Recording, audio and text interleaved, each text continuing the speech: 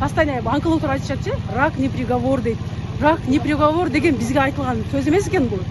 Мен ушул жатам 11 ай болду ушу больницада жатканымачы.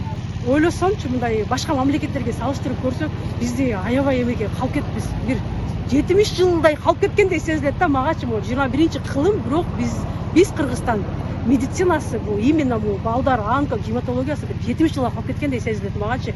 Азыр бизде бар Казакстанда лечение кылгандар бар, Россияда кылгандар бар, Турцияда кылгандар бар, Италияда кылгандар бар. Алар айтып берген, алардын условиясы, алардын лабораторияларда, алардын алган лечениясы менен биздикини салыштырганда биздики бир калып кеткен да бизде эмечи. 6 айдын ичинде 30дай бала каза болуп калабы ушул оору менен. Ошого бизге жооп жок. Ошон үчүн биз бияка чыкканыбыздын себеби ушул. Эмне үчүн реформа жок медицинада? Именно биздин онкогематологияга эмне үчүн реформа жок? Бул жерди реформалаш керек. Нөлдөн баштап реформалаш керек. Жардам бергиле, күнүгө балдар өлүп атышат. Эч ким карабай атат биздин балдарды. Жардам бергиле.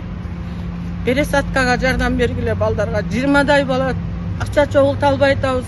Өкмөт карабай жатат. Керек болсо системадан өйдө сатып алатабыз. Эч дарыларыбыз жок, камсызданган жок, эч ким келбейт. Балдар онкологиясын эч ким карабайт. Келип жардам бергиле.